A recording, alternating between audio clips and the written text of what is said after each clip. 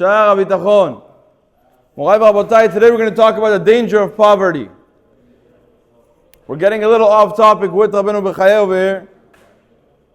We're all standing on the basis of what he said in the beginning, that Kol Torah she'en ima melacha sofa betela v'goret avon. We're continuing off that to the danger of poverty. I'll start with, there was a big argument between the Lubavitch Rebbe and one of the Admorei Polin, one of the rabbis of the Polish rabbis. The Polish rabbi, I don't remember exactly which rabbi this was, his opinion was that being rich is a very hard test. That's why it's better not to be rich. And the Lubavitch Rebbe's approach was that being poor is a harder test, and it's better to be rich. That was the argument.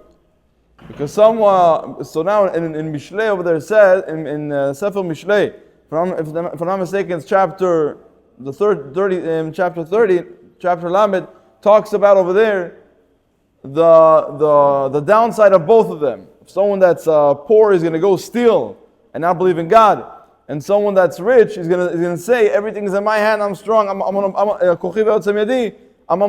unbelievable, and forget about godliness. And the base of this argument was that they got into the Lubavitch Rebbe wanted him to do psak din, to say that I agree with you 100%. Why? Because Jewish people deserve to be rich. And he always stood for it. He always stood for it, that the Jewish people should not work and serve God through poverty. Jewish people should serve God through riches. Without Hashem, should we all be rich? And we shouldn't look at ourselves that we have to have less money and not work for our money so much. You have to work for it. You have to work for it also. But you have to always have in mind that's not the ideal of serving Hashem in our days is through being rich. He said, and the perspective stands up the way we look at right now. If you look at today that we're still in exile. If you look at the day that we're in today, that we're still in exile, okay, it's better to serve God through poverty. But if you see today as the Orle, a light too, we're Erev, Erev Rosh Chodesh. If tomorrow will be Rosh Chodesh, we Erev Rosh Chodesh. Today is like the dawn. It's soon to be Rosh Chodesh, soon to be the Geulah, when Mashiach is going to reveal himself. So then, if you have in that mindset that every single moment that every single Jew is supposed to have, that's part of the Ikarim, that Mashiach is going to come. And if we have that in mind, if you're a person that has that in mind, you deserve to serve God through riches. Again, and I'll explain. In a broad term, in a zoom out term, we can say like this: that back in the day, the people used to have riches would forget about God completely. Would not have any connection. Like it's not a secret. It's not a secret. Like it says in Mishlei. Someone that has riches in Mishlei, he will say, I'm unbelievable, I'm strong, and because of me, I'm so successful, and forget about God. But someone so now we're going to get into the point why it's better to work and serve God through riches and not through poverty. It says, in the same chapter, and Shlomo Melech speaks a pasuk before what we're talking about. It says over there, it says in Mishlei, resh v'osher al titen li. Resh is from the word of rashut v'aniyut. It's poor and poverty, and riches don't give me. Why? Because hein ha'osher, both the riches, which is we take it as something good, and hein ha'oni, which that is complicated and hard, and poverty, alulim ligrom nezek they could cause nezek, damage to us, to people around us. So according to what we said over here, if you believe that we're in any moment right now, coming close to the times of Mashiach, so we have to always serve God through riches and not through poverty. Now over here he says, I don't want to serve God now. Shlomo Melech says, I don't want to serve God now from riches and not from poverty and from nothing. I don't want to have any connection. So now, so how is this explained over here? So there's a great mashal of how do we look at the connection between us and God in the time of the galut, the time of the exile. How do we look at God? They said this Mashal is brought in the Sifrei Musar a lot of like the game of hide and seek. That if you have a child, when a child goes hide and hides and he's waiting for someone to find him, how is the child going to feel if you looked for 10 minutes, you couldn't find him, and you went to the store to buy something, you went to do something, whatever, you forgot about it, and he's still hiding. He's waiting for you to look for him. How is he going to feel? So it's going to break his heart. He was waiting he was hiding behind the couch, and no one was looking for him. So the same thing in our world, in the way we live today. We have to work and find every single thing, whether good, whether bad. We have to find the good hashgacha Elyona, hashgacha pratit. And if we serve God and we forget about, if we do work in this world and forget about the hashgacha Elyona, that means both in rich and both in poverty. If someone forgets about the main idea, the main source of life, which is the Kadosh Baruch Hu, that is God giving us and sustaining us in our day-to-day life. So what happens? The second I forget about God and I stop, I'm seeking for Him. I stop looking for Him in the game of hide and seek, and I start saying Kochi b'otzem yadi. And I start saying the reason why I'm successful, the reason why I'm rich, because of myself.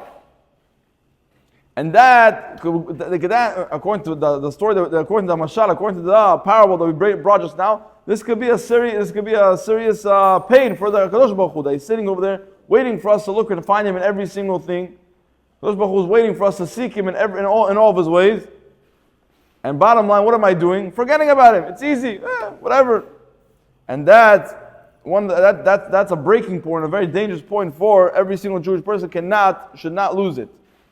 To jump to what we said regarding the pasuk, Kol Torah she'eni ma melacha sofa litbatel, there's a very beautiful ma'amar that the Baal Shem Tov HaKadosh brings. It connects to what we say over here.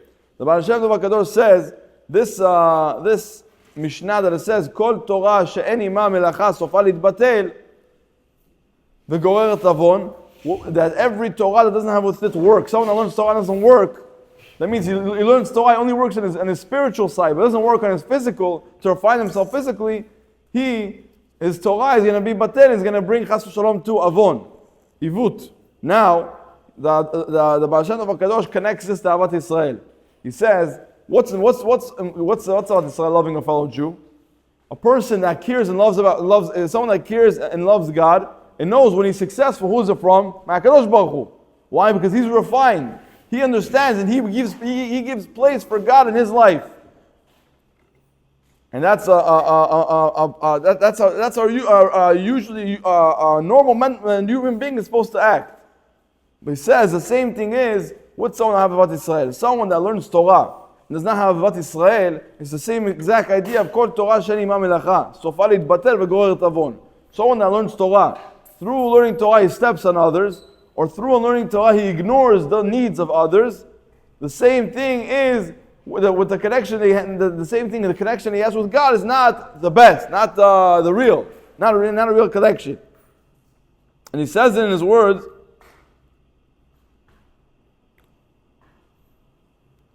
אהבה היא התחברות של שניים שנוצרת מתוך הכרה שכל יחיד שלבדו הוא איננו יכול להיות שלם.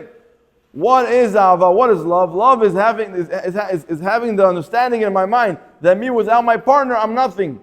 I'm not full without my partner.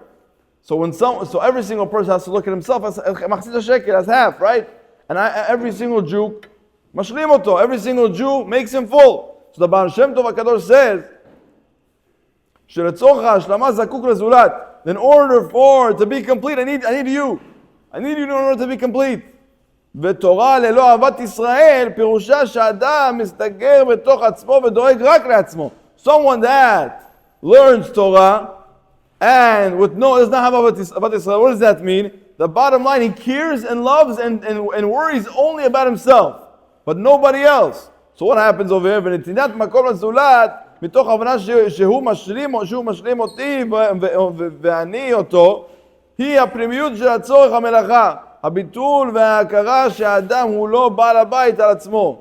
that when someone understands I need you, so if I understand that I need you, I understand that Torah, that if I learn Torah by myself all the time, it would be secure, leave it to myself. I'm showing that I don't need anybody else. But the second that I have Avat Yisrael, I'm showing God, I'm not complete. I'm complete with the self. The second, me and you together, sit together and we learn. What happens? We see that God sees the connection that there's two Jews over here that understood to themselves. When two Jews connect and learn, they get in a greater level. And not each of them for themselves. That's why when you learn, it's better to have a chavuta. Then when you connect and you can, not only, this is also for you to sharpen yourself, but you also, the Torah that you're getting, but it says in the Gemara, in Tmurah, if I'm not mistaken, it says over there that when two Jews sit, when a student goes to his rabbi and asks him, could you please teach him? And the rabbi teaches him, Kadosh Baruch Hu shines in both of their eyes. That both of them are going to see the Torah on a higher and a different level, which is very, very important, very, very great. So bottom line, we see, to go back, that כאשר נמצאים ואם מפסיקה להיות חיבור מגיעת הטרדות והופכת להיות הכרה והודעה בטוב האלוקי שכבר קיים מתוך תחושת השלמות. That idea, I want to finish off with what we started with, that our mindset has to be the mindset of Geulah, not of Galut, of redemption, not exile. That if we understand right now that me with somebody else, I'm nobody, I'm a half, I'm not complete, and I take that and I imply that into my learning, I show God that I'm in the realm of Geulah and not Galut. That I'm here in Geulah and redemption and redeem us. And so too, B'ezrat Hashem, we should all be successful to serve God from riches and not from poverty. And B'ezrat Hashem, the Mashiach would come as soon as possible. Baruch Adonai Le'olam. Amen ve'amen.